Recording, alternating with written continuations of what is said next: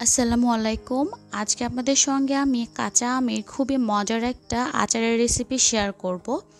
আচারটা তৈরি করার জন্য আমি এখানে প্রথমে নিয়ে নিচ্ছি প্রায় 1/3 কাপ পরিমাণ সরিষার তেল। আমি এখানে খুবই অল্প পরিমাণ আচার তৈরি করব, যার কারণে এ পরিমাণ আমি তেল দিলাম। তারপরে আমি এখানে দিয়ে দিচ্ছি আমগুলোকে আমি ছিলে তারপরে কেটে তারপরে ধুয়ে নিয়েছি আর পানিটা খুব ভালো করে ঝরিয়ে নিয়েছি।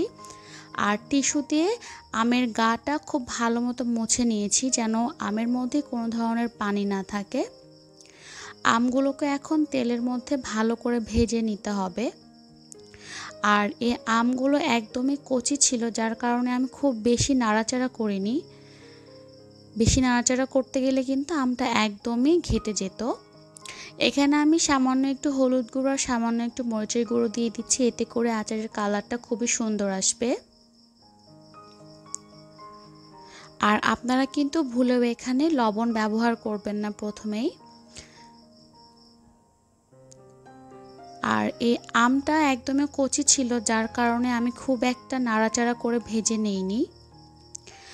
আপনারা যদি চান এখানে কিন্তু একটু শক্ত আমও ব্যবহার করতে পারেন, তাহলেও কিন্তু আচারটা ভালো হবে। একটা সাইডে হালকা একটু ভাজা হলে তারপর আমি উল্টিয়ে দিচ্ছিলাম। এভাবে আমি আমগুলোকে ভেজে নিয়েছি। আমগুলোকে ভেজে নিলে কি হয়, আচারটা একটু ভালো লাগে খেতে আর অন্যরকম একটা টেস্ট হয়। এখন আমগুলোকে তেল ছড়িয়ে উঠিয়ে নিচ্ছি। তারপরে আমি বাকি তেলের ভিতরে বাকি উপকরণগুলো দিয়ে আচারটা তৈরি করে নিব। এখানে আমি দিয়ে দিব প্রায় 1/2 চামচ পরিমাণ রসুন বাটা। রসুন বাটাটা দিয়ে একটু নেড়ে ছেড়ে নিচ্ছি। তারপরে আমি এখানে দিয়ে দিব 1/2 চামচ পরিমাণ 5 ফোড়ন।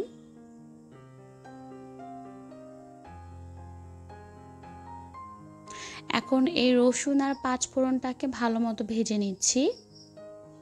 প্রায় 1 মিনিটের মতো কিন্তু এটা ভেজে নিতে হবে। দেখবেন খুব সুন্দর একটা ফ্লেভার আসবে, তারপরে কিন্তু বুঝতে হবে যেটা ভাজা হয়েছে। এর মধ্যে আমি দিয়ে দিব শুকনো মরিচ, মানে আমি এখানে আস্ত শুকনো মরিচটা ব্যবহার করছি।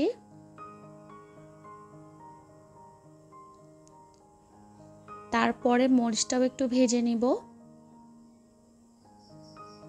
আমি এই আচারটা কিন্তু খুবই কম মশলায় আর খুবই কম উপকরণে ব্যবহার করছি। অনেক বেশি মশলা আমি এখানে ব্যবহার করছি না। এখন এই আগে থেকে ভেজে রাখা আমগুলোকে দিয়ে দিচ্ছি। আমি জাস্ট সামান্য কিছু উপকরণে আচারটা তৈরি করব, আর এটা খেতে খুবই মজার হয়।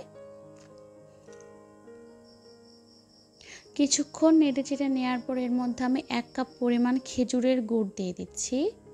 আপনারা এখানে খেজুরের বা আখের গুড় যে কোনোটাই ব্যবহার করতে পারেন, কিন্তু আমার কাছে মনে হয় খেজুরের গুড় ব্যবহার করলে আচারের টেস্টটা খুবই ভালো আসে। খেজুরের গুড়টা একদম যখন গলে যাবে তারপরে কিন্তু এরকম অনেকটা লিকুইড হয়ে আসবে আচারটা। এটা আস্তে করে নেড়ে চেড়ে এই আচারটাকে একটু ঘন করে নেব। এই আচারটা তৈরি করতে কিন্তু আধা ঘন্টার মতো সময় লাগে। আমি এখানে দিয়ে দিয়েছি 1/2 চামচ পরিমাণ ভাজা জিরার গুঁড়ো আর 1/2 চামচ পরিমাণ ভাজা ধনিয়ার গুঁড়ো। এগুলো দেওয়ার পরে কিন্তু আমি এখন এগুলোকে মিশিয়ে নিচ্ছি। আমি কিন্তু এখানে এখন পর্যন্ত কোনো ধরনের লবণ ব্যবহার করিনি, কারণ লবণটা আমি শেষে ব্যবহার করব। আলতো হাতে নেড়ে চেড়ে এই আচারটাকে আরেকটু ঘন করে নিব। আচারটা কিন্তু প্রায় হয়ে গেছে, খুব সুন্দর একটা ফ্লেভার আসছে। এখন আমি এর মধ্যে দিয়ে দিব খুব সামান্য একটু পরিমাণ বিট লবণ। বিট লবণ দিলে আচারের টেস্টটা খুবই ভালো আসে। আপনাদের বাসায় যদি বিট লবণটা না থাকে তাহলে কিন্তু নর্মাল যে সাদা লবণটা আছে সেটাও কিন্তু দিতে পারবেন। এরপর আর একটু নেড়ে চেড়ে আচারটাকে একটু ঘন করে নেয়ার পরে আমি চুলাটা বন্ধ করে দিব। আচারটা কিন্তু প্রায় হয়ে গেছে। এখন আমি এটাকে ঠান্ডা করে তারপরে পরিবেশন করে নিব। দেখেন আমার আচারটা কিন্তু তৈরি হয়ে গেছে। এই আচারটা খেতে অসম্ভব মজার। আশা করছি আজকে আমার রেসিপিটা আপনাদের কাছে ভালো লেগেছে। আমার রেসিপিটা ভালো লাগলে অবশ্যই আমার চ্যানেলটি সাবস্ক্রাইব করে দিবেন এবং পাশে থাকা বেল বাটনটিতে ক্লিক করে দিবেন। এতক্ষণ যারা আমার সঙ্গে ছিলেন তাদেরকে অসংখ্য ধন্যবাদ। দেখা হবে আবার নতুন কোনো পর্বে। সে পর্যন্ত ভালো থাকবেন। আল্লাহ হাফিজ।